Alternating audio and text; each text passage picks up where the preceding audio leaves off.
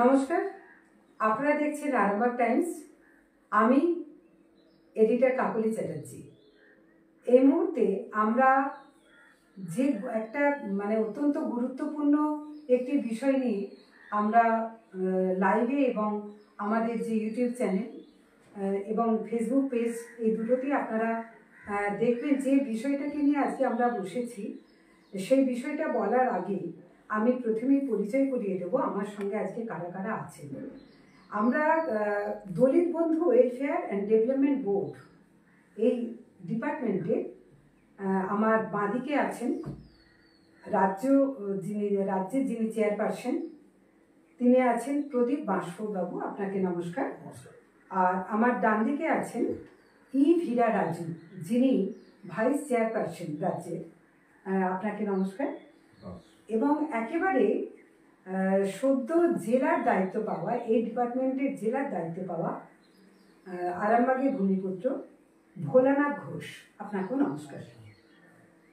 আমরা এই যে দলিত বন্ধু ওয়েলফেয়ার অ্যান্ড ডেভেলপমেন্ট বোর্ড, এই বোর্ডের বিষয়টা নিয়ে আমাদের যে পশ্চিমবঙ্গে আমাদের কি কি কাজ, এই ডিপার্টমেন্টে কি কি কাজ করছেন এবং কিভাবে এই গুরু দায়িত্বটা রাজ্য জুড়ে তারা পালন করছেন। কারণ আমরা এমনিতেই জানি যে দলিত বন্ধু ওয়েলফেয়ার যে ট্রাস্ট মানে হচ্ছে দলিতদের জন্য এই সংস্থা। তো সেই জায়গায় দাঁড়িয়ে আমরা কি দেখি যে আমরা যতই বলি যে নিজেদেরকে আমরা অনেক উন্নত করেছি, কিন্তু আদৌ কি উন্নত করতে পেরেছি? কারণ এখনো পর্যন্ত জাতপাত একটা বড় যন্ত্রণা এই সমাজের বুকে।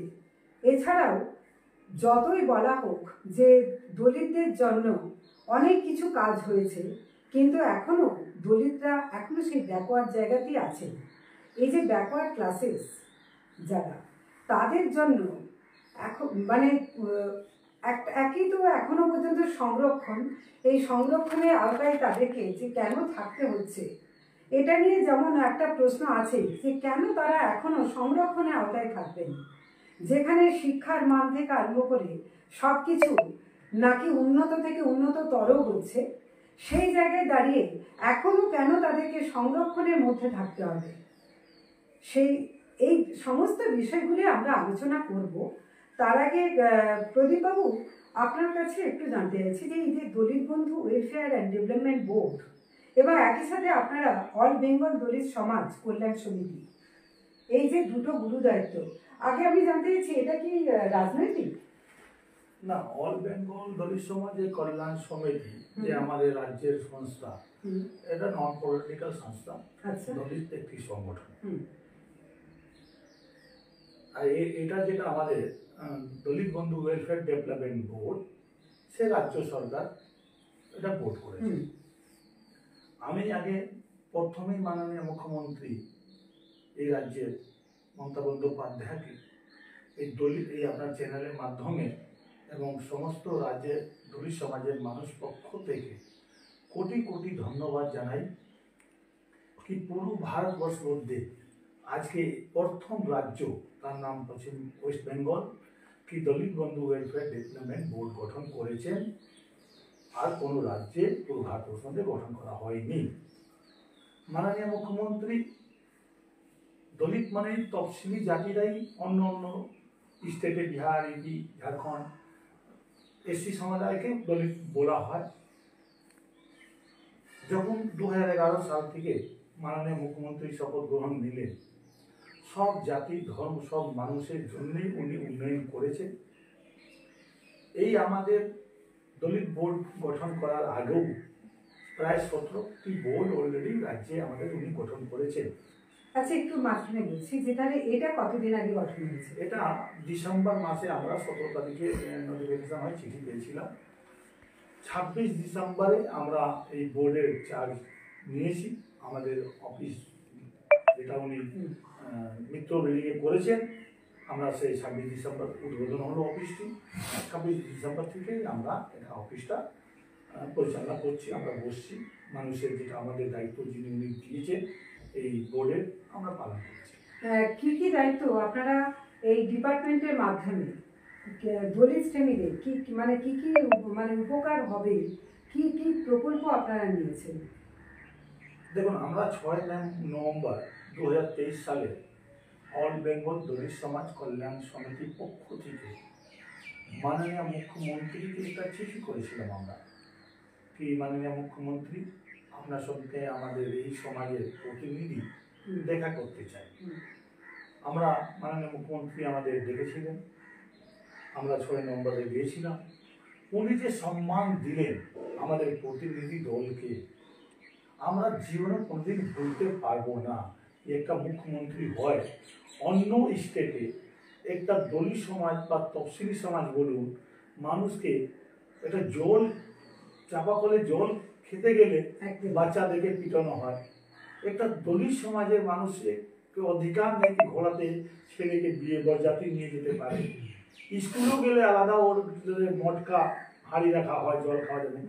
সেখানে পশ্চিম বাংলাতে আমরা মাননীয় মুখ্যমন্ত্রী মমতা বন্দ্যোপাধ্যায়ের নেতৃত্বে শান্তিতে বাসাবাস করছি।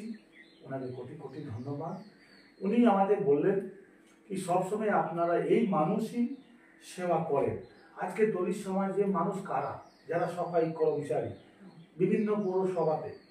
আজকে করোনার সময় আপনারা দেখেছেন কি আজকে এই সাফাই কর্মচারী বা ডাক্তারবাবুরা যদি না থাকতেন তো রাজ্য হোক বা দেশ হোক বাঁচানো যেত না।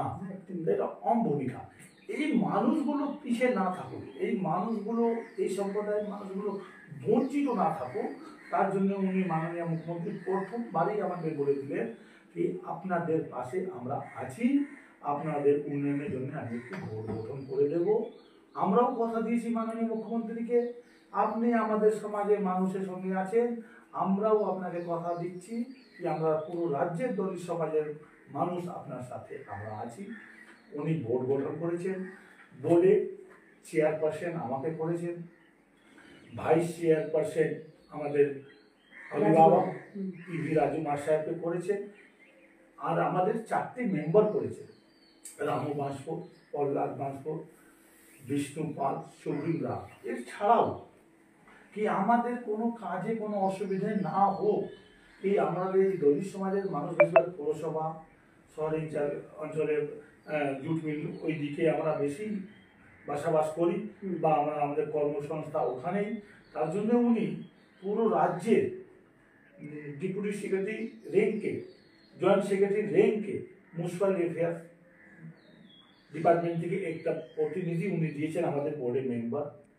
উনি পুরো রাজ্যের ডেপুটি সেক্রেটারি র্যাঙ্কে একটা পঞ্চায়েত থেকে প্রতিনিধি দিয়েছেন এই বোর্ডের মেম্বার। উনি আমাদের BCW backward class welfare department তরফ থেকেও একটা দিয়েছেন প্রতিনিধি এই বোর্ডে সহযোগিতা করার জন্য। উনি আমাদের লেবার ডিপার্টমেন্টের জয়েন্ট সেক্রেটারি র্যাঙ্কে একটা অধিকারীকে আমাদের এই বোর্ডের মেম্বার করেছেন। এছাড়া এডিশনাল ডাইরেক্টর, জয়েন্ট ডাইরেক্টর র্যাঙ্কের একটি অধিকারীকে উনি আমাদের বোর্ডের মেম্বার সেক্রেটারি করেছেন। টোটাল আমাদের 11 জনের এই একটা বোর্ডের কমিটি। এই কমিটি আমাদের দলিত সমাজের যেখানে যেখানে বস্তি বা যেখানে যেখানে মানুষ বাসাবাস করে, আমাদের এই রাজ্য সরকার বা মাটি মানুষের সরকার কি এই সম্প্রদায়ের মানুষের জন্য দিচ্ছে, এটা আমি আগে বললাম আমাদের অল বেঙ্গল দলিত সমাজ নন পলিটিক্যাল, ওটাও আমরা ওর মারফতেই আমরা এই মানুষের এই পরিষেবাটা আমরা দিতাম। এবার উনি বোর্ড গঠন করে দিয়েছেন। এই বোর্ডে উনি আমাদের গাইডলাইন্স করে দিয়েছেন, বস্তি এলাকার লাইব্রেরি হোক, রাস্তা হোক, যেটাই হোক, ডেভেলপমেন্ট যেটা একটা উত্তরী। উনি তো নামও আমাদের বস্তির নামটাও চেঞ্জ করেছেন। এই ডিপার্টমেন্ট থেকে এই বস্তিগুলোতে আমরা কাজকর্ম করতে পারবো। বোর্ডে আমি কি বললাম আবার 18টা বোর্ড, 17টা বোর্ড অলরেডি আগে ছিল, এটা 18টা বোর্ড হলো। 17টা বোর্ডে রাজবংশী, মতুয়া, নমশূদ্র, বাউরি এবার বোর্ডগুলো চলছে। এটা দলিত সমাজ পুরো রাজ্যের নিয়ে বোর্ডটা গঠন। আমার স্বপ্ন কি আমাদের মাননীয় মুখ্যমন্ত্রী দুয়ারে সরকার করেছেন, কেউ মানুষের কোনো সুবিধার জন্য বঞ্চিত না হোক। আমরাও কথা দিয়েছি মাননীয় মুখ্যমন্ত্রীকে কি দিদি আপনার স্বপ্ন পুরো করার জন্য আমাদের সমাজে মানুষ বঞ্চিত না হয়, তার জন্য এই বোর্ডকেও আমরা দুয়ারে দুয়ারে নিয়ে যাব। আর জেলাতেও মাননীয় মুখ্যমন্ত্রী নির্দেশও দিয়েছেন আমাদের 16 জানুয়ারিতে এই বোর্ডটাকে আমরা আবার জেলাতেও আমরা এটা গঠন করব। বোর্ডের অলরেডি প্রসেসগুলো চলছে। করবো মানুষের সুবিধে জেলার মধ্যে পশ্চিমবঙ্গের প্রত্যেকটা জেলায় প্রত্যেকটি জেলা আচ্ছা। আমরা এই বোর্ডটা গঠন করব, গঠন করে আরো ভালোভাবে মানুষের কাছে আমরা পৌঁছতে পারি, মানুষের সেবা করতে পারি। রাজ্য সরকার যে আমাদের এই মানুষের জন্য যেটা উন্নয়ন করছে সেটা আমরা ঘরে ঘরে পৌঁছতে পারি, তার জন্য এটা বোর্ডটা আমরা নামাবো। আপনার আমি রাজুবাবুর কাছে একটু আসি, যে আমরা যেটা প্রদীপবাবু বললেন যে জেলা স্তরে পর্যন্ত এই সংগঠনকে আপনারা ছড়িয়ে দিচ্ছেন এবং যারা দলিত শ্রেণী তাদের যে কল্যাণমূলক কাজের জন্য আপনারা আপনাদের কাজকে এগিয়ে নিয়ে যাবেন। এই জায়গাতে দাঁড়িয়ে যেটা প্রদীপবাবু বলছিলেন এবং আমারও কথা যে দলিতরা কিন্তু আজও দলিতই আছেন, মানে পদদলিতই আছেন। বহু ক্ষেত্রে আমরা যতই বলি যে আমরা উন্নত হয়েছি, কিন্তু আক্ষরিক অর্থে আমরা কতটা উন্নত সে বিষয়ে সন্দেহ আছে। কারণ এখনও ছায়া মারানো নিয়েও মানে পশ্চিমবঙ্গে অতটা না দেখা গেলেও, একবারে যায় না তা কিন্তু নয়, পশ্চিমবঙ্গে অতটা দেখা না গেলেও আমরা কিন্তু এখনও দেখি যে পশ্চিমবঙ্গের বাইরে তো ছায়া মারাতে দেওয়া হয় না, বিয়ে কাজ তো হয় না, মেরে ফেলা হয়, এরকম ঘটনা আমরা দেখি। কিন্তু পশ্চিমবঙ্গ আমরা বেশ কিছু জায়গা যেটা আছে বর্ডার এলাকাগুলো, সেখানেও কিন্তু এখনো দলিতরা কিন্তু দলিতই আছেন, মানে পদদলিতই আছে। আপনারা সেই সমস্ত এলাকাতে আপনারা কিভাবে কি পরিকল্পনা করছেন? আমি ধরছি। আপনাকে নমস্কার। আমাদের বোর্ডের মাধ্যমে আমরা যে কাজ করা শুরু করেছি, আমরা যে ফিল্ড ওয়ার্ক করে আমরা এটা জেনেছি দলিত বিয়ের অসুবিধা অনেক কিছু আছে, তা সত্ত্বেও কিছু সুবিধাও আছে। কেননা আমাদের মানুষরা এখনো শিক্ষিত হয়নি। শিক্ষিত হলে ওরা বুঝতেন আমার ছাত্ররা কীরকম স্কলারশিপ পাচ্ছে। আমরা যে সংগঠনগুলি করি তাতে আমি বিভিন্ন স্কুল আমি ভিজিট করি, বা আমাদের দপ্তরে যারা এসি ডিপার্টমেন্টে যারা অধিকারী আছেন তাদেরকে পিও কাম ডিস্ট্রিক্ট ওয়েলফেয়ার অফিসার আমরা বলি। ওদের মাধ্যমে আমরা জানি যে স্কলারশিপ বিভিন্ন স্কুলকে দেওয়া হয়। তেমনি আমরা বহুকাল থেকে দেখেছি ক্লাস 5-এ প্রি মেট্রিক স্কলারশিপ 20 টাকা দেওয়া যেত, বামফ্রন্ট এসছে 20 টাকা দিচ্ছে। তো আমাদের মুখ্যমন্ত্রী উনি আসার পর সেটা 600 টাকা করেছে। এরকম ধাপে ধাপে উনি ওই স্কলারশিপটা বাড়িয়েছে। স্কলারশিপ দুইটা মাধ্যম আছে, ওয়ান প্রি মেট্রিক আর একটা পোস্ট মেট্রিক। এটা একদিকে আমি যাচ্ছি। এ নিয়ে আমাদের যারা মানুষ আছে, যাদের ছেলেমেয়েরা পড়ছেন, তারা বিভিন্ন স্কুল গিয়ে জানলে অনেক সুবিধা হতো। যাতে আমাদেরও যা বলার বক্তব্য বিভিন্ন মিটিংয়ে সে আমরা বলি আছি, যায় না, তাতে আমাদের লস হচ্ছে। দলিত মানুষরা বিভিন্ন ঢঙের লোন পান, সেন্ট্রাল গভর্নমেন্ট থেকে স্টেট গভর্নমেন্টে আছে, মানে একটা নোডাল এজেন্সি প্রত্যেক স্টেটে আছে। আপনি পশ্চিমবাংলায় আছে West Bengal SC ST OBC development and finance corporation. এর মধ্যে আমরা লোন বহু পাইয়ে দিলাম, উনি নিজে বহু এলাকায় পাইয়ে দিলেন। সেটা আমাদের মানুষরা ঠিক মতন ওটা ইউজ করতেন, তা আমাদের লোকরা খরিদ থাকতেন না। কেন আমরা যা দেখেছি 5 লক্ষ লোন পাওয়া যায়, 2 লক্ষও পাওয়া যায়, 20,000ও পাওয়া যায়, 30,000ও পাওয়া যায়, 35,000 পাওয়া যায়। তো আমাদের যারা মানুষ আছেন, এসসি বলুন, এসটি বলুন, ওবিসি বলুন, সফাই কর্মচারী করি, ওরা ওই কাজটা করতে পারছেন না। সেই জন্যে আমরা গরিব হয়ে গেলাম। মানে যেটা সুযোগটা পাচ্ছেন সুযোগের সদ্ব্যবহার করতে পারছেন না। কেন শুধু 10,000 50,000 সেন্ট্রাল গভর্নমেন্ট দেয় না, ওরা কয়েক কোটি টাকা দেয়, সেটা ইউজ হয়। যে জায়গাটিতে আসে ইউজের জন্য সেটা ওইরকম ইউজ হয় না। এই দুই জায়গায় আমরা মার খেয়ে যাচ্ছি। আর রিগার্ডিং আমাদের দলিতদের উপর অত্যাচারটা খুব বেশি হয়। পশ্চিমবাংলা অনেক কম হয়। আমি অন্ধ্র, তেলেঙ্গানা এই অঞ্চলে, রাজস্থান, বিহার, একদম একদম এইসব জায়গায় আমরা যে দেখেছি অ্যাট্রোসিটি অ্যাক্ট আছে 1989, বারবার অ্যামেন্ডমেন্ট হয়েছে, 2016তেও হয়েছে। এরকম বিভিন্ন ধরনের অ্যামেন্ডমেন্ট হয়ে অনেক সুবিধা আমাদের আছে। যারা নোংরা কথা বলে বা মদ খাইয়ে অচ্ছুত করে রাখে, বিভিন্ন ধারা আছে আমাদের একটা, বিভিন্ন ধারা আছে আর বিভিন্ন আইপিএস আছে, তার মাধ্যমে আলাদা আলাদা আছে। ধরেন গালাগালি দিল তাহলে 1 লক্ষ টাকা পাবে, হ্যাঁ রিলিফ, মন্ত্রী রিলিফ হতে বলা যায়। যারা মার্ডার হয়ে দেয় তারা 8,25,000 টাকা পায়। মানে আপনি কি বলছেন মার্ডার হওয়ার সংখ্যাটা তাহলে বাড়ুক, সবাই অনেক টাকা না, পাবে? এই যে সিস্টেমটা গভর্নমেন্টের যা আইন বানিয়েছে এই সুযোগ আছে। তবে আমাদের বক্তব্য ওই লড়াইটা আমরা করি। আমি বহু মানে উত্তর 24 পরগনা, হুগলিতেও কয়েকটা কেস আমি লড়েছি। তো এই সুযোগটা আমরা পেয়েছেন। এরকম সুবিধা আমাদের আছে। আর হাইয়ার এডুকেশন ব্যাপার নিয়ে আমাদের বিভিন্ন রাজ্যে এডুকেশনাল লোন পাওয়া যায়। ওটা আমরা যারা জানে তারা দপ্তরগুলো যায়, ওরা পায়। যারা জানে না তাদেরকে বুঝিয়ে আমরা পাঠাই। আমাদের এরকম কেস আছে, উনি নিজে একটা পারবেন করেন দায়িত্ব চেয়ারম্যান হিসেবে, ওটা ফাইনাল হয়ে গেল, টাকাও পেয়ে গেছে। এই যে পেয়ে গেছে কথাটা, এই জায়গাটায় আমি আসবো, তার আগে একটুখানি আমি জেনে নেবো যে আমার সামনে যেহেতু ভোলানাথ ঘোষ আছে, আমরা ভোলানাথ ঘোষকে কি দেখেছি যে এখানে তৃণমূল কংগ্রেসের SC ST যে টাউন সভাপতি হিসাবে ভোলানাথ ঘোষ দীর্ঘ বছর এখানে দায়িত্বে আছে।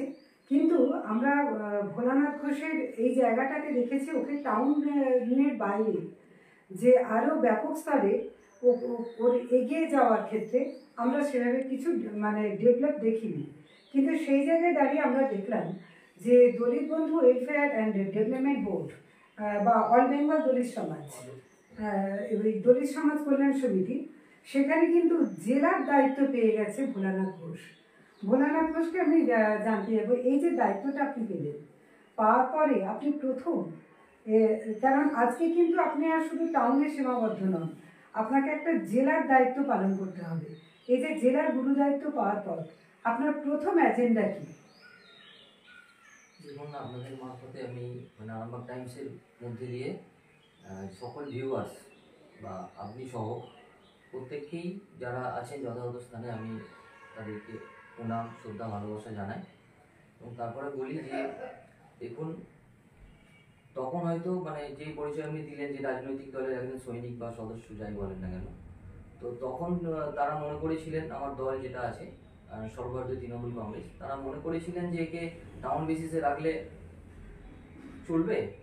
এখন অল বেঙ্গল দলিত সমাজ কল্যাণ সমিতি যা আছেন, যারা কর্ণধার আছেন, এখানে প্রদীপদাও আছে, এখানে ইভি রাজু সাহেবও আছেন, তারা মনে করেছেন মানে ব্যাপারটা কি হচ্ছে, তখন হয়তো আমি 25 কিলো ওয়েট নিতে পারতাম, আর এখন হয়তো তারা মনে করছে যে আমি 50-এর বেশি নিতে পারবো, তাই আমাকে সেই মানে ওজনটা দিয়েছে। তো আমি সেই দায়িত্ব যথাযথ সহকারে পালন করার চেষ্টা করব। দেখুন, প্রথমেই আমার পরিচয় একটা রাজনৈতিক পরিচয় আছে, মানে রাজনৈতিক পরিচয়টা তো হট করে উঠে আসেনি। 2008 সাল থেকে আমি তৃণমূল দলটা করে করে এসেছি আজকে সেই জায়গায়। প্রথম থেকেই কাজ ছিল আমার যেটা মানুষের পাশে থাকা, যে কোনোভাবে মানুষের কাজ করা, যে কার কোথায় সুবিধা কার কোথায় অসুবিধা আছে সেগুলো দেখা। তো নতুন করে আর কিছু ব্যাপার নয়, হ্যাঁ কাজটা আমার একই থাকছে, কিন্তু সেটা পরিধিটা অনেক বেড়ে গেছে, মানে ওজনটা আরও বেড়ে যাবে, এছাড়া অন্য কিছু নয়। আর এই দলিত সমাজ মানুষের জন্য কাজ করতে পেরে সত্যি আমি খুবই ভালো লাগছে যে প্রদীপ দ্বারা বা ইভি রাজু সাহেব আছেন, আমাকে এরকম একটা দায়িত্ব দিয়েছেন। কারণ বর্তমান সময়ে আপনারা দেখতে পাচ্ছেন, বিশেষ করে 2024-এর সামনে দোরগোড়ায় লোকসভা নির্বাচন, এখানে কিছুক্ষণ আগে বলেছেন এনারা যে দলিতদের প্রতি একটা আলাদা চোখে দেখা হয়। মানে আমরা যদি আমাদের 4 পুরুষ 5 পুরুষ 10 পুরুষ পিছনে চলে যায়, দেখা যাবে যে প্রত্যেকেই শূদ্র ছিল সেই সময়, সেই শূদ্র জাতিদের প্রতি যে একটা অবহেলা মানুষের, আমি ব্রাহ্মণদের কথা ছেড়েই দিলাম, যারা শূদ্রদের প্রতি যে একটা অবহেলা সুলভ আচরণ, যেটা তখন থেকে দেখে এসেছি বা আমরা বইয়েতেও পড়েছি যে সে সময় শূদ্রদের কোনো অধিকার ছিল না, তারা চাষবাস করতে পারতো না, তারা নিজস্ব কোনো ক্ষমতার বিস্তার করতে পারবে না। সেই জিনিসটাই, কালচারটা কিন্তু আমাদের ওয়েস্ট বেঙ্গল হয়তো খুবই কম, সীমিত। কিন্তু ওয়েস্ট বেঙ্গলের বাইরে যদি যায়, সারা ভারতবর্ষে ঢুকে দেখা যাবে বিহার, রাজস্থান, ঝাড়খণ্ড এসব জায়গাগুলো বেশি হয়। তো সেই কাজটা পেয়ে আমি খুবই কিন্তু আপ্লুত হয়েছি। তো আমি কাজ করব মানুষের জন্য, যে দলিত মানুষের কোথায় সুবিধা, কোথায় অসুবিধা, কি সমস্যা হচ্ছে। আর আমি তো নিজে একজন আদার ব্যাকওয়ার্ড ক্লাসের অন্তর্ভুক্ত, আমি নিজে, তাই সুতরাং আমার কাজটা করতে খুবই সুবিধা হবে এবং আনন্দের সাথে এই দায়িত্বটা আমি পালন করব। একদমই আমরা দেখবো সেটা পরবর্তীতে। ভোলানাথ ঘোষ তিনি জেলার দায়িত্ব, কীভাবে গুরু দায়িত্ব পালন করছেন, আমাদেরও নজর থাকবে। এবার আমি দুটো বিষয় একটু জানতে চাইছি। আপনি বললেন যে আপনাদের এটা হচ্ছে অরাজনৈতিক, কিন্তু আমরা মাত্র কদিন আগে আমরা দেখলাম যে আরামবাগের যে কালীপুরে মানে একটা যে প্রশাসনিক বৈঠক করলেন মুখ্যমন্ত্রী মমতা বন্দ্যোপাধ্যায়। এই যে প্রশাসনিক বৈঠকটা করলেন, করার সময় কিন্তু আপনাকে আমরা দেখেছি অত্যন্ত গুরুত্বের সাথে আপনাকে কিন্তু মঞ্চে রাখা হয়েছিল। তো সেই জায়গাতে আমি কি তারপরেও বলবো যে আপনারা একদম অরাজনৈতিক?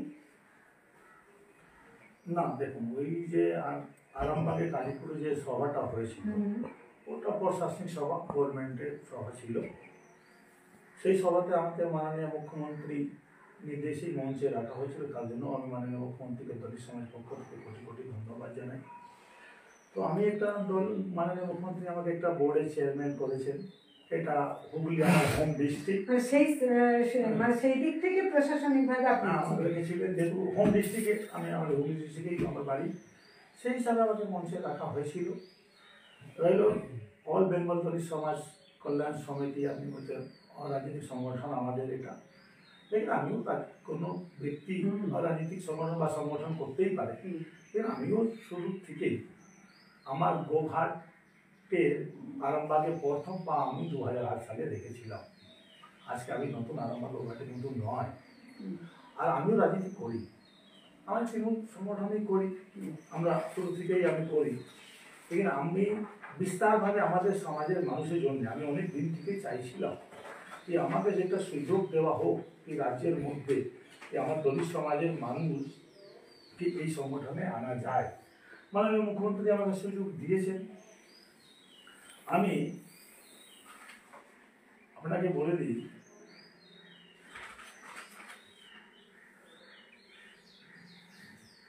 '98 সালে আমি Chapdani town Trinamool Congress SC ST OBC town president ছিলাম 98 সালে। তারপরে আমাকে সেই দায়িত্বটা আপনি 2008 পর্যন্ত করেছেন। 98 সালে থেকে আপনি 2008 পর্যন্ত, হ্যাঁ, আজ পর্যন্ত আমি Chapdani town Trinamool Congress SC ST OBC town সভাপতি ছিলাম। তারপরে আমাকে আবার 2008 সাল থেকে 26/5/2008 সাল থেকে 19/2/2010 পর্যন্ত আমি গোবিন্দ নস্কর, আমাদের স্বর্গীয় গোবিন্দ নস্কর আমাদের রাজ্য সভাপতি ছিলেন, উনি আমাকে ওয়ার্কিং প্রেসিডেন্ট করেছিলেন। সেই সময় আরামবাগ গোঘাট কোনো আমাদের পঞ্চায়েত নেই, কেন মেম্বার ছিল না, সেই সময় থেকে আমার আশা। তারপরে আমাকে সুধীর মন্ডল রাজ্য সভাপতি হলেন। তারপরে আমাকে উনি 20/2/2010 থেকে জেলা সভাপতি আমায় করলেন। বরাবরে অসীম মাঝি আগে জেলা সভাপতি ছিলেন, উনি যখন সরে গেলেন আমায় করা হলো। আমি অনেক সংগঠনের কাজ আরামবাগে প্রায় 4বার কমসে কম বড় জেলা করে রবীন্দ্র ভবনের কর্মী সভা আমি করেছি। 2010 সাল থেকে আজ পর্যন্ত আমি SC OBC তৃণমূল কংগ্রেস জেলা সভাপতি হয়েছি। এবার রাজ্যের দায়িত্ব পেয়েছি, এবার কালকে সংগঠনের দায়িত্ব কী হবে দল এটা ডিসিশন নেবে। তো আমার তো তৃণমূল কংগ্রেস শুরু থেকে আমি করেছি। রইল আমার শুরু থেকে একটাই নেশা। 8 মার্চ 1992 সালে আমাদের এই দলিত সমাজ, সে সময় আমার বয়সটাও খুব কম ছিল, আমার একটাই নেশা মানুষের পাশে দাঁড়ানো। কেউ মানুষ যদি অসুস্থ হয় তাকে হসপিটালে নিয়ে যাওয়া, কোনো মানুষের বিয়ে বাড়ি হোক, যায় কোনো অনুষ্ঠান হোক, তার পাশে দাঁড়ানো। 8 মার্চ 1992 সালে এটা আমাদের দলিত সংগঠন করা। নামটা একবার ওই সময় অন্য ছিল। আমরা সেই 2092 সাল থেকে এই সংগঠনটা আমরা করছি। আর আজকেও আমি মানুষের পাশে যদি দাঁড়াই, সুবিধে অসুবিধে, হসপিটাল কেস হোক, কোনো আপদ বিপদ হোক, আমি খুব আনন্দ পাই যে আমি একটা মানুষের পাশে দাঁড়িয়ে কিছু করতে পেরেছি। আচ্ছা, দলিত শ্রেণীদের জন্য আপনি 1992 সাল থেকে একটানা এখন পর্যন্ত 40 বছরের উপর হয়ে গেল প্রায়, তাই তো? তো 40টা বছর হয়ে গেছে, হ্যাঁ প্রায় হয়ে গেছে, কিন্তু এখনো পর্যন্ত দলিতরা কিন্তু সেই অর্থে দলিতই আছে। এটা হচ্ছে আপনার এই সময়কালটা ধরলে খুব বেশি যে ডেভেলপ, অথচ আমি রাজুবাবু যেটা বলছিলেন যে আপনাদের কেন্দ্রীয় স্তর বা রাজ্য স্তর থেকে প্রচুর যে আর্থিক সাহায্যটা দেওয়া হচ্ছে সেটা কিন্তু কম কথা নয়। রাজুবাবুর যে কথা, এবং আমরাও দেখেছি যে সহায়তা পাচ্ছেন, কিন্তু দলিতরা সেইভাবে অধিকাংশ সেই অর্থে সেই সহায়তাটাকে তাদের নিজস্ব যে ডেভেলপ, সেই ডেভেলপে কিন্তু মানে যদি ব্যয় করতে পারতেন তাহলে আজকে তারা আরও অনেক অনেক স্তরে উঁচু স্তরে যেতে পারতেন। এই জায়গায় দাঁড়িয়ে আমরা কিন্তু আবার এটাও দেখছি যে এই ধরুন আমাদের পশ্চিমবঙ্গের ক্ষেত্রে এই যে প্রশাসনিক পদগুলো, যেখানে আইএএস আইপিএস এর মধ্যে আমরা কিন্তু অনেক দলিত শ্রেণীকে আমরা দেখতে পাচ্ছি, ব্যাকওয়ার্ড ক্লাসেস তারাই কিন্তু আসছেন। এই এসডিও পদ থেকে আরম্ভ করে ডিএম আমরা এই পদগুলোতে কিন্তু দেখতে পাচ্ছি, এবং তারা কিন্তু সবাই নন বেঙ্গলি। এটা আর আপনার কথা মতে যদি হয় যে মমতা ব্যানার্জি যেখানে 600 টাকা করে দিচ্ছেন, অনেক বেশি দিচ্ছেন, কিন্তু আমরা এইটাকে কাজে, এবং অন্যান্য যে সমস্ত স্কলারশিপ থেকে, কিন্তু তারা সেটা উঠছেন না। এই দলিত শব্দটাতে আমি আপনাদের কাছে একটা বিষয় একটু জানতে চাইছি। দলিত শব্দটা মানে যারা নিপীড়িত। আচ্ছা, আজকে জেনারেল কাস্টরা নিপীড়িত নয় কেন? এই যে সংরক্ষণের আওতাটাতে আপনারা বলছেন, এই সংরক্ষণের আওতায় আনার জন্য এটা নিশ্চয়ই আপনারা লক্ষ্য করছেন যে জেনারেল কাস্ট সে অর্থে আজকে নানানভাবে বঞ্চিত হয়ে যাচ্ছে। কারণ তারা কিন্তু এই যে সর্বভারতীয় স্তরীয় বা যে কোনো চাকরির ক্ষেত্রে তারা কিন্তু মানে সমান কি ততোধিক যোগ্যতা থাকা সত্ত্বেও তারা কিন্তু এই সংরক্ষণের নীতির জন্যই তারা কিন্তু যোগ্যতা থাকা সত্ত্বেও তাদের যে মানে যোগ্যতা নিরিখে যা পাওয়ার কথা তারা কিন্তু পাচ্ছেন না। তাহলে তারা দলিত নয় কেন? একটু আমি বলি, আমি যে আগে প্রশ্নটা করলে কি 40 বছর হয়ে গেল, আমি আগেই বললাম আমাদের নামটা সে সময় অন্য ছিল। আমাদের এই যে 92 সালে সংগঠনটা করা, আমি বললাম কি আমার বয়সটাও খুব কম ছিল, মনে জোর ছিল একটা সমাজের জন্য কিছু করি। আমরা অনেক সমাজের মধ্যে অনেক পরিবর্তন করতে পেরেছি সে সময়। খান পান, বাচ্চারা স্কুল যেতে পারতো না, এখন তো আজ পর্যন্ত বাচ্চারা যা দেখুন 35 বছর 36 বছর বয়স হয়েছে, আজকে গ্রাজুয়েশন কমপ্লিট করেছে, আগে ছিল না। কারো বাড়িতে রেশন কার্ড ছিল না, এসসি সার্টিফিকেট ছিল না, এখন তো ভালো ভালো চাকরি পাচ্ছে। সেই আমাদের সমাজের মধ্যে মানে আঙুঠা ছাড়া কিছু ছিল না, আঙুঠা ছাড়া দেওয়া কিছু ছিল না। এই সংগঠনের মাধ্যমে আমরা পুরো রাজ্যে অন্য 8 সংগঠন সহযোগিতা করে আমাদের এটা হয়েছে। এবার রিজার্ভেশন কথা আপনি বলছেন, জেনারেল কাস্টম তো গরিব আছে, দলিত আছে। দেখুন, এটা দেশের সংবিধান, এটা আপনি চেঞ্জ করতে পারবেন না, আমারও চেঞ্জ করার অধিকার নেই। আজকে বাবা সাহেব বি.আর. আম্বেদকর সংবিধান লিখেছিলেন, সেই সময় পরিস্থিতি অনুযায়ী আজকে সংবিধান থাকা সত্ত্বেও তো আমরা আজকে বঞ্চিত লজ্জিত সবই হচ্ছে। সংবিধানের ক্ষেত্রে বি.আর. আম্বেদকর তিনি একটা ভাবনা ভেবেছিলেন, তিনি কিন্তু একটা নির্দিষ্ট সময় ধার্য করে দিয়েছিলেন, কিন্তু তারপর থেকেও দেখা যাচ্ছে স্বাধীনতার এত বছর পরেও সেই সংরক্ষণ এবং সেই সংরক্ষণকে বারবার কিন্তু পার্সেন্টেজ যদি ধরেন সেটা কিন্তু বেড়েই যাচ্ছে কেন? না, আমি কি বললাম, আবার এটা সংবিধান, এটা তো আপনিও কিছু করবেন না, আমিও কিছু করতে পারি না। এই সংবিধান থাকা সত্ত্বেও আজকে আমি বললাম পশ্চিমবঙ্গে ছেড়ে দিই, ইউপি, বিহার, ঝাড়খণ্ড, অন্য স্টেটে আমি আবার মাননীয় মুখ্যমন্ত্রীকে কোটি কোটি ধন্যবাদ জানাবো কি আমরা এই রাজ্যে শান্তিতে বাসাবাস করছি, তার নেতৃত্বে ওনাকে ধন্যবাদ। নাহলে আমাদের এই যে বসে রয়েছি, যে মাননীয় মুখ্যমন্ত্রী আমাদেরকে সাক্ষাতে যা সম্মান দান, বা একটা মঞ্চে আমি একটা দলিত সমাজ যে মঞ্চ রাজনীতি হোক আজকে আপনি আমার কথা বললেন, আমার তো মনে হয় না কি পুরো ভারতবর্ষের মধ্যে যেখানে বিজেপি শাসিত রাজ চলছে, গভর্নমেন্ট চলছে, সেখানে মনীষা বাল্মীকি থেকে নিয়ে দেখে দিন অন্য অনেক মানে বলতে গেলে অনেক সময় লাগবে। সেই আজকে আমার একটা রাজনৈতিক লোক বড়ও ছিল এই পশ্চিম বাংলাতে দলিত সমাজে বা তফসিলি মানুষের অধিকার নেই। আমি একটা মিডিয়াতে বলেছিলাম কি আমরা দলিত সমাজ রক্তও দিও মাননীয় মুখ্যমন্ত্রী ঋণটা শোধ করতে পারবো না। একটা দলিত ঘরের ছেলে আজকে মঞ্চে এই প্রদীপ বাসর বলে নয়, দলিত সমাজই তো সম্মান, সম্মান আর যে দলিত সমাজকে লোক ঘৃণা করে মানে অনেক মানে মানে আজকে এই স্টেটে আমরা বসবাস করছি। আমরা মাননীয় মুখ্যমন্ত্রীকে যে কথা দিয়েছি যে আপনার পাশে আমরা আছি, আমরা আগামী দিনেও ওনার সঙ্গে আছি আর থাকবো। কিভাবে থাকবেন? সামনেই তো লোকসভা ইলেকশন, তো আপনারা মানে এই লোকসভা ইলেকশনে মানে সাংসদ মানে তৃণমূলের সাংসদ যারা প্রার্থী হয়েছেন তাদের জেতানোর প্রশ্নে আপনারা কতটা ঝাঁপাবেন? দেখুন, আমরা মাননীয় মুখ্যমন্ত্রীকে 6 নম্বর যখন দেখা করেছিলাম উনি একটাই কথা বলেছিলেন, মানে আমাদেরকে কিছু বলতে হয়নি, উনি সব সম্মানটাই আমাদের রেখে দিয়েছিলেন। দুটুকু কথা বলেছিলেন কি আমরা আপনার পাশে, আপনার সমাজের পাশে আছি। মাসেজি পাশে, আমার পাশে না, সমাজের পাশে আমি আছি। আমরাও কথা দিয়েছিলাম দিদি আপনার সাথে আমার পুরো সমাজ আমরা থাকবো।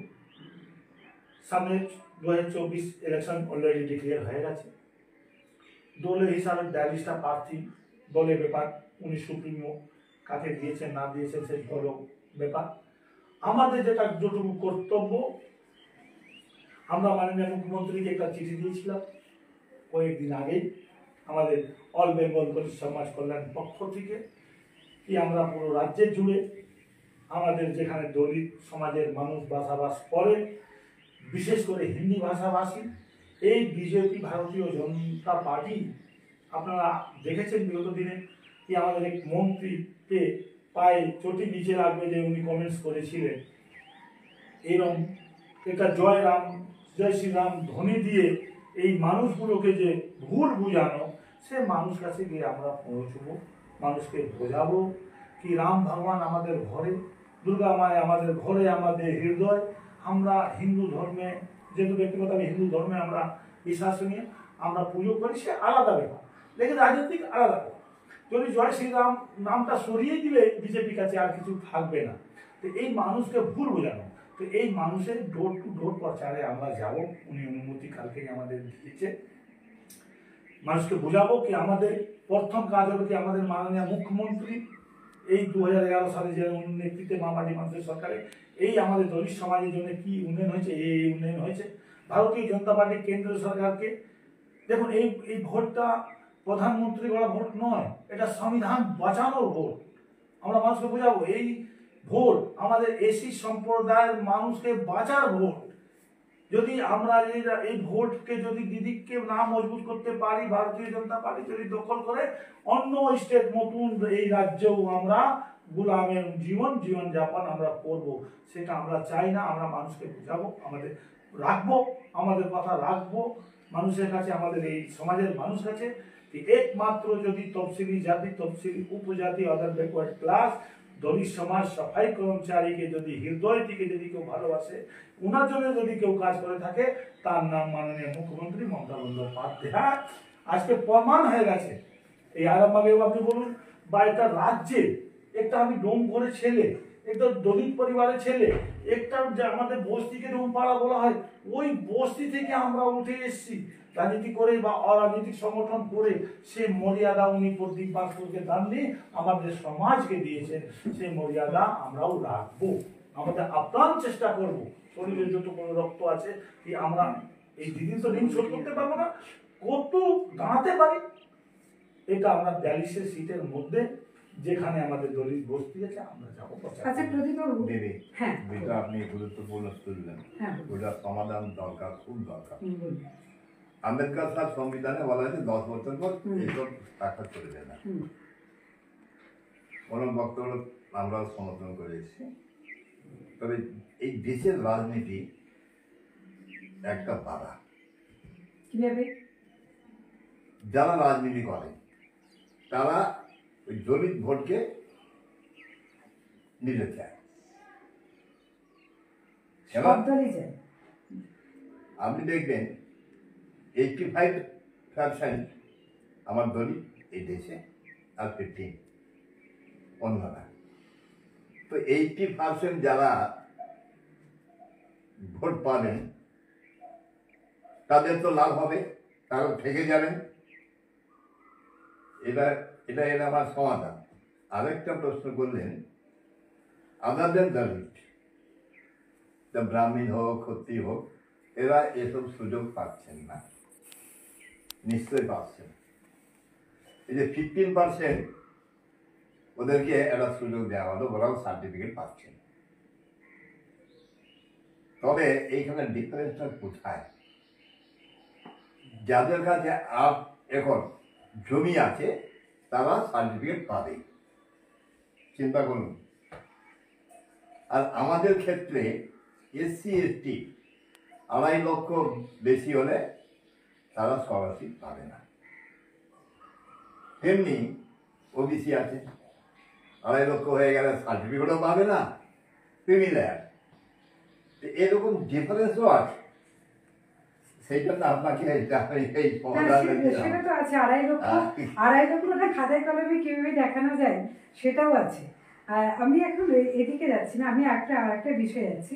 প্রদীপ বাবুকে এবারে অনেকে আশা করেছিলেন যে আরামবাগ লোকসভা কেন্দ্রে একটা রীতিমতো চর্চার জায়গায় এসেছিল যে প্রদীপ বাবুকে এবারে প্রার্থী করা হবে আরামবাগ লোকসভা কেন্দ্রে।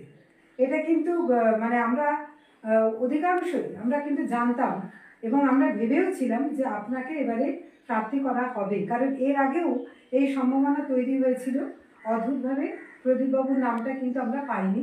এবারেও আমরা দেখলাম যে একটা মানে রীতিমতো চর্চার জায়গায় এসেছিল যে তৃণমূল থেকে এবারে আরামবাগ লোকসভা কেন্দ্রে যেহেতু ব্যাকওয়ার্ড, তো সেই হিসাবে আপনাকেই প্রার্থী করা হবে।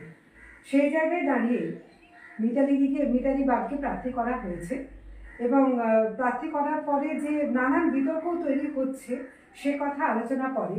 কিন্তু যেখানে মমতা ব্যানার্জি মুখ্যমন্ত্রী, তিনি একটা বোর্ডই তৈরি করলেন, দলিত বন্ধু ওয়েলফেয়ার অ্যান্ড ডেভেলপমেন্ট বোর্ড তৈরি করলেন, এবং যেখানে যার শীর্ষে আপনি আছেন। এই সুযোগটা, যাকে আমরা প্রশাসনিক বৈঠকে মঞ্চে দেখলাম অত্যন্ত গুরুত্ব দিয়ে মুখ্যমন্ত্রী তাকে রেখেছেন, সেই জায়গায় দাঁড়িয়ে আপনাকে কেন প্রার্থী করা হলো না? আপনি বলবেন এটা দলের সিদ্ধান্ত। না, আমি ওটা তো দল সিদ্ধান্ত জানতাম, এটাই বললাম। না, এটা আমি এই খবরে কোনো বিশ্বাস করি না। আমি দেখুন, এটা তৃণমূল কংগ্রেসের কর্মী, শুরুদিন থেকে সংগঠনও করেছি আর রাজনীতিকেও সমর্থন করেছি। আর আমি এইটুকুই বলবো, আমি ভোলাকে বলছিলাম গাইতে আস্তে আস্তে যে আমার মানুষের পাশে দাঁড়ানো, কারোর আপদ বিপদে গেলে খুব ভালো লাগে। আমাকে যে মুখ্যমন্ত্রী এই যে দায়িত্ব দিয়ে দিয়েছেন, আমি ব্যক্তিগত হিসাবে বা সমাজে হিসাবেও বলবো, আমি আমার রক্ত দিয়েও শোধ করতে পারবো না। কি আজকে রাজ্যের একটা দলিত বন্ধু বোর্ডের চেয়ারপারসন, আমি সারা জীবন আমার সমাজ আর আমিও ওনার কাছে ঋণী থাকবো। এই যে লোকসভার টিকিট, এটা মনে হয় আমার ব্যক্তিগত রায়, এটা ভুল খবর। সে কোনো লাইনেও আমি নেই। আমি আজ পর্যন্ত একটা কাউন্সিলরও কোনো জায়গায় দাঁড়াতে পারিনি। দেখুন, আমি আজকে আপনারা দেখেছেন, আমি রচনা বন্দ্যোপাধ্যায় কাউন্সিলর ছিলেন। আমি বলি, আমি পৌরসভায় একটা স্কুলের টিচার, ওখানে পৌরসভা ভোট হলে আমি দাঁড়াবো না।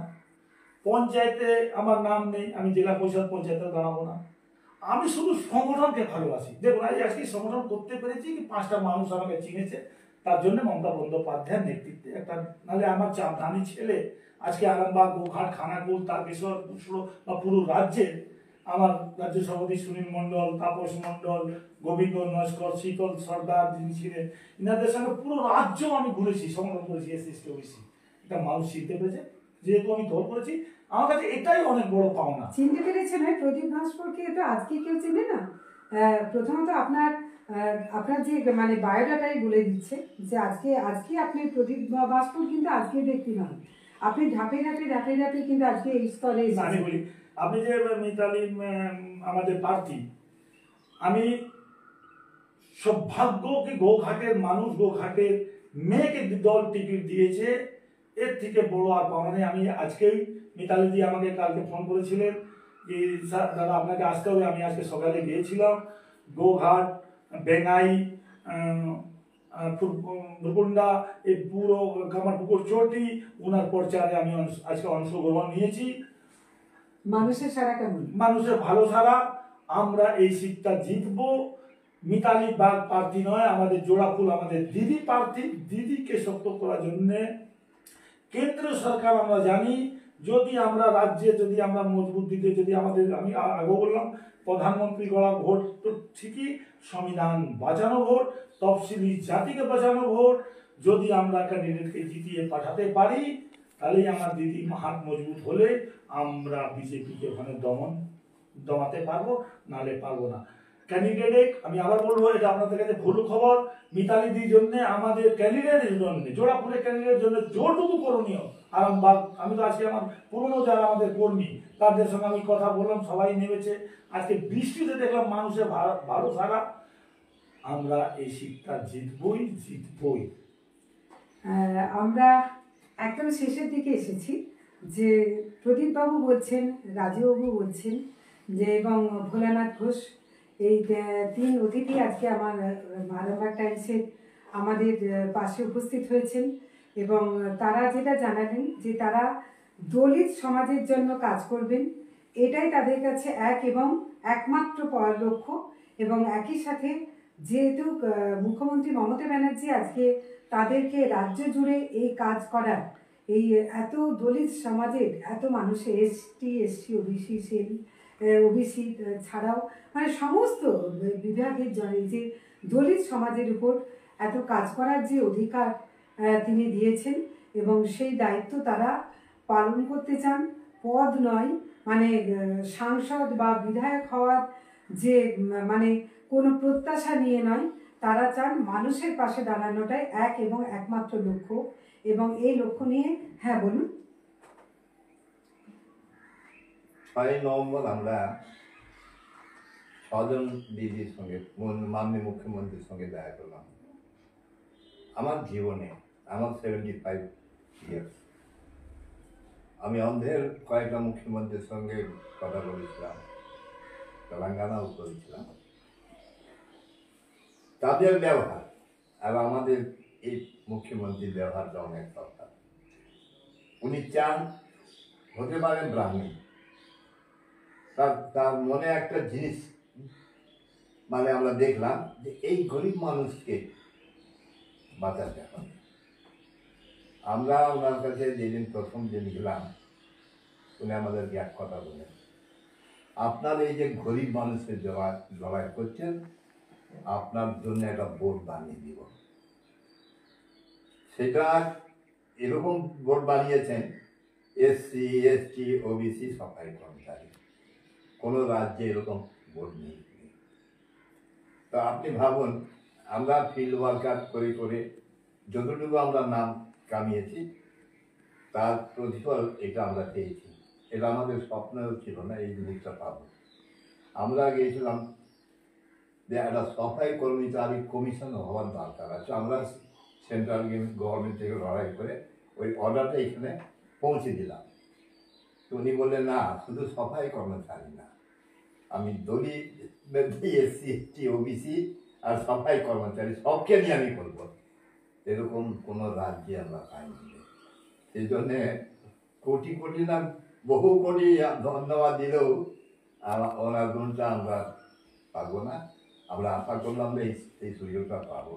সেই জন্য আমার তরফ থেকে ওনাকে বহুত ধন্যবাদ। বারবার সেকেন্ডবার আমরা গেলাম, ওনার ব্যবহারটা দেখলাম, ব্যবহারের জন্যই মানুষের সুনাম পায়। হ্যাঁ, সেটা তো অবশ্যই। না, সেই জন্যে আমরা ওনার সঙ্গেই থাকবো। আর এইখানে যে আরামবাগ কেন, অন্য জায়গায় আমাদের দায়িত্ব আমরা পাবো, ওইখানে গিয়ে ওনার কথাই বলবো। হ্যাঁ, সেটা স্বাভাবিকই, কারণ রাজ্যের যেহেতু রাজ্য স্তরে যে সংগঠন, সেই সংগঠনে তো শুধুমাত্র আরামবাগের কে সাংসদ হবেন তাকে জেতানোটাই লক্ষ্য, এটা হবে না। রাজ্যের সর্বস্তরে যে 42টা আসন, সেই 42টা আসনে মমতা ব্যানার্জির যে তৃণমূল কংগ্রেসের যারা প্রার্থী হয়েছেন, তাদের প্রত্যেককে জেতানোর জন্য যে প্রচারের দরকার, নিশ্চয়ই এনারা তাতে পূর্ণদমে অংশগ্রহণ করবেন, এটাই বাস্তব। আর আর আমরাও একই সাথে আমরাও দেখতে চাই যে মানুষের পাশে দাঁড়ানো যে ব্রত এনারা নিয়েছেন, সেই ব্রতকে নিশ্চয়ই তারা আরও অনেক অনেক বেশি মানে উন্নত স্তরে এমন একটা জায়গায় আনবেন যেখানে দলিত সমাজের দ্বারা তারা শুধুমাত্র শিক্ষাতেই উন্নত হবেন, তারা শিক্ষা সংস্কৃতি এবং তারা যে মানে জীবনযাত্রায় অভ্যস্ত ছিলেন সেই জীবনযাত্রা তাদেরকে উপরে উঠতে যে যে জায়গায় তাদেরকে বাধা দিচ্ছিল সেই বাধাটা নিশ্চয়ই কাটিয়ে উঠবে আজকে এই সংস্থার দ্বারাই। এটাও নিশ্চয়ই আমরা দেখতে পাবো। আপনাদের সকলকে বলে দিই, হ্যাঁ বলুন বলুন।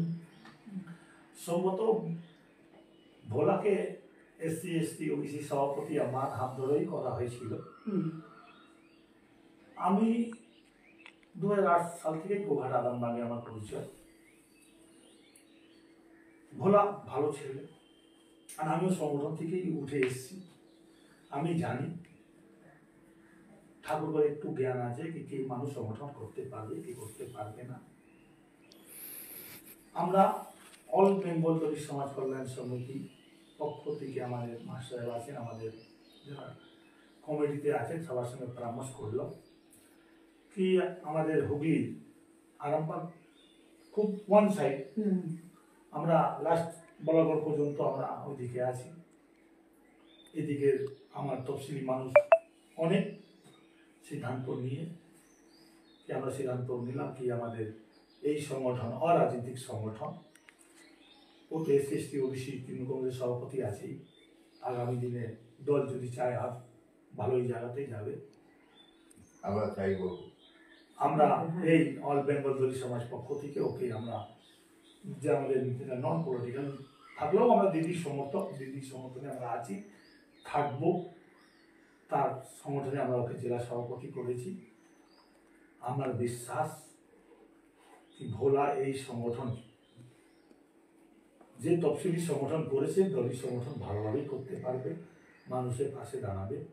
আর আমাদের তো এখন বোর্ডের অধিকার আছে, আমরা আর বেশি করে মানুষের ভোলাকে হেল্প করব কি আমাদের এই গোঘাট আরামবাগ পুরো জেলা জুড়েই আমাদের মানুষের পাশে দাঁড়াবে, মানুষের জন্য কাজ করবে। তাকে আমরা একটা সুযোগ করে দিয়েছি। সুযোগ তাকে করে দেওয়া যায় যে মানুষ কাজ করতে পারবে, সেটা আমাদের বিশ্বাস আছে। তার জন্যই ওকে আমরা এবং ভোলানাথ ঘোষ ভোলাবাবু নিজেও বললেন যে তিনি মানে তার বলা যায় যে 100% কাজ তিনি দেবেন, তাই তো? অবশ্যই প্রদীপদেব এবং এরা মানে আমার গুরুদেব এই রাজনৈতিক তারা যে দায়িত্ব দিচ্ছে অবশ্যই সেটা পালন করবো। কিন্তু আপনাদের মধ্যে দিয়ে এই দলিত সম্প্রদায়ের মানুষের কাছে আমি একটা বার্তা দিতে চাই, আমাদের জেলা সংগঠন বা আমার SC ST OBC। দেখুন আরেকটা কথা বলে নিই এটা বলার আগে, যে এই দলিত বলতে যারা নিপীড়িত হচ্ছে সেটা তো থাকছেই, তার মধ্যে কিন্তু বেশিরভাগই যারা পড়ে যায় তার মধ্যে SC ST OBC এরা কিন্তু সবাই দলিতের মধ্যেই পড়ে। তো এই দলিত সম্প্রদায়ের মানুষের কাছে আমি একটা বার্তা দিতে চাই, আমি তো একটা রাজনৈতিক পরিচয় পরিচিত, তাই আমি এই রাজ্যের যারা বিরোধী দল করে, তো সেই জন্য আমি আমার জনগণের কাছে, মানুষের কাছে, পশ্চিমবাংলার মানুষের কাছে, তৎসহ আমাদের আরামবাগ মহকুমা এবং জেলার মানুষের কাছে একটা বার্তা দিতে চাই যে এই আসন্ন 2000 লোকসভা নির্বাচনে বিজেপির যে কনসেপ্ট, পশ্চিমবাংলাকে হিন্দু রাষ্ট্র বানানোর যে একটা কনসেপ্ট তারা নিয়েছে, এই কনসেপ্টটা কিন্তু তাদেরকে ধরতে হবে। আমাদের 2024-এর নির্বাচন তো আমার প্রদীপদা দাদা বলেছে সংবিধান বাঁচানোর লড়াই, তো তার সাথে সাথে আমাদের SC ST OBC সম্প্রদায়ের মানুষকে বাঁচার লড়াইয়ের মধ্যে রয়েছে। কেন এই যে কনসেপ্ট বা CA যেসব আইন তারা নিয়ে এসেছে, এগুলো বলতে গেলে অনেকটা সময় যাবে, এখন আমাদের এই সময় বোঝা শেষের দিকে আছে। যদি কোনোদিন সুযোগ হয় বা আমি বিভিন্ন জায়গায় যে কোথাও যদি আমাকে আমার দল যদি দায়িত্ব দেয় বক্তব্যের মধ্যে দিয়ে মানুষের কাছে বোঝানোর চেষ্টা করবো।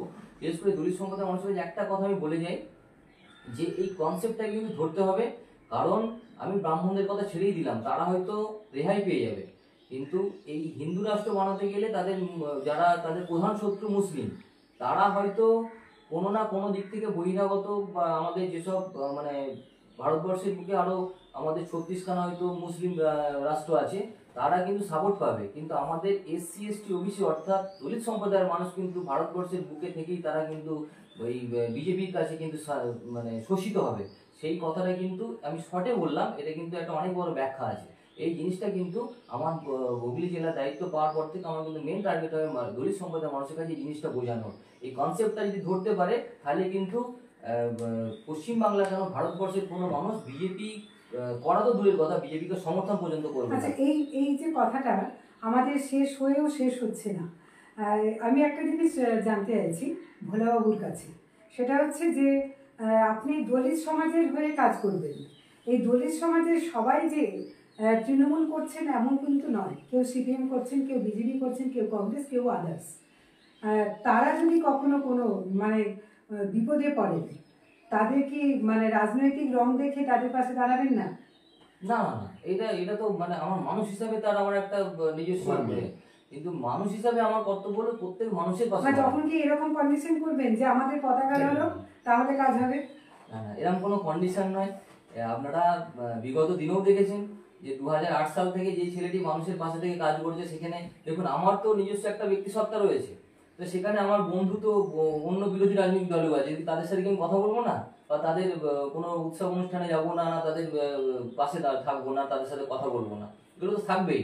কিন্তু তার সাথে সাথে মানুষকে সতর্ক থাকতে হবে। এই 2024 ছাড়াও তারপরে 26 ইলেকশন আছে, কিন্তু এই যে কনসেপ্টটা মানুষকে ধরাতে হবে, আবার সেই বর্ণভেদ কোথায় চলে যাবে না তো, সেই কনসেপ্টটা কিন্তু আস্তে তথাকথিত হিন্দু ধর্মের যে কনসেপ্ট, সেটা কিন্তু আস্তে আস্তে এই বিজেপি সরকার ভারতবর্ষের বুকে, পশ্চিমবাংলার বুকে প্রভাব ফেলতে চলেছে। এটা কিন্তু সাধারণ মানুষ তৎস আমাদের যারা এই উপজাতি শ্রেণীর মানুষ আছে তাদের কিন্তু এই জিনিসটা বুঝতে হবে। এটাই কিন্তু প্রথম আমাদের ধাপ হবে যে তাদের মাথার মধ্যে এই জিনিসটা ঢুকিয়ে দেয়। কেন এই 2024 ইলেকশনে এই বিজেপির টার্গেট হলো যে এই ভারতবর্ষের মানুষের প্রত্যেকটা মানুষের মাথায় ওই জিনিসটা ঢুকিয়ে দেওয়ার চেষ্টা করছে। এইটাকে মানুষকে বোঝাতে পারলেই কিন্তু আমাদের এই সংগঠন আস্তে আস্তে কিন্তু অনেকটা স্বীকৃতি লাভ করবে। আমরা শুনলাম আমাদের এবার আমাদের আমি তো বলুন। আমরা 90 দিয়ে ধরে নেন আমরা একসঙ্গে আসছি। আর কোনো চিঠি করতে গেলে দুইজন বসে আমরা করি, এটা আমাদের চরিত্র। যখন আমার সংগঠনের ব্যাপারে 2 জেলার অধ্যক্ষ করতে হবে, উনি আমাকে মাস্টারজি বলেন, আমি হাই স্কুল টিচার। তো নদিয়া জেলা কাকে পাওয়া যাবে, উনি একটা নামটা বললেন, আমরা খুব ভালো নাম দিয়েছেন, শিক্ষিত, চিন্তা আছে, কিছু আমি করব, এই যে চিন্তাটা যাদের থাকে তারাই সংগঠন করতে পারে। এবার আমার হুগলি জেলার এসে গেল, ঘোড়া পাবো না, আমি না, ওই লোকটাকে করতে হবে, যার মনে আছে আমি কিছু করবো, আমি লিডার হব, তাদেরকে করা উচিত। তার শিক্ষিত মানুষ, কিছু শিক্ষিত মানুষও দরকার আছে, তাই বললাম দরকার আছে। এই জন্যে আমার খুব ভালো লাগলো এই যে এই নেতাকে আমরা নেতা তৈরি করব। আপনি যে ভালো প্রশ্ন করলেন, যেটুকু আমি বলি, দেখো গরিব মানুষ, খেটে খাওয়া মানুষ পার্লামেন্ট কোনো দল করে না, যে দল যাকে দেখবে তাকেই সমর্থন করে। আর আমরা 34 সালের বাম জামানাও দল দেখেছি, আর দিদির দলও দেখছি আমরা। কোনোদিন কেউ স্বপ্নতেও ভাবেনি কি কন্যাশ্রী পাবো, কি যুবশ্রী পাবো, কি সবুজ সাথী পাবো, এরা মিষ্টি পাবো। এই তফসিলি জাতির জন্য অনেক মানুষ জানেই না। আমাদের প্রথম কাজ এটাই হবে, এই সরকার যে উন্নয়ন করেছে তাকে ঘরে ঘরে পৌঁছানো, মানুষকে জানানো। West Bengal SC development finance corporation তরফ থেকে আমাদের বেকার যুবক ব্যক্তিদের জন্য অনেক সুবিধা থেকে নিজের পায়ে দাঁড়াতে পারে। কেউ যদি গরিব মানুষের পরিবার, এসসি সমাজের মানুষ, এসটি মানুষ, আদিবাসী মানুষ গর্বিত, কে তার মাধ্যমিক পাস করলে আর শিক্ষা এগিয়ে নিয়ে যেতে পারছে না, টাকা নেই। আমাদের দপ্তর SC ST development finance corporation মাননীয় মুখ্যমন্ত্রীর নেতৃত্বে বিসিডাব্লিউ দপ্তর আজকে ওকে 5 লাখ টাকা, 10 লাখ টাকা, ডাক্তার ইঞ্জিনিয়ার হতে চায়, কলেজে টাকাটা পাঠিয়ে দিচ্ছে। আমি মাস্টার বলে গেলেন, একটা ছেলে আমাদের 4,28,000 টাকা লাগবে, বিটেক ইঞ্জিনিয়ারিং করছে, তাকে সফটওয়্যার ইঞ্জিনিয়ার আমরা ওর দপ্তর থেকে করিয়ে দিলাম। আজকে এই আমাদের তফসিলি সমাজের এই মানুষরা কোচিং সেন্টার যদি একটা কোচিং করে কোনো স্কুলে 20,000, 30,000, 50,000, 35,000 টাকা লাগে।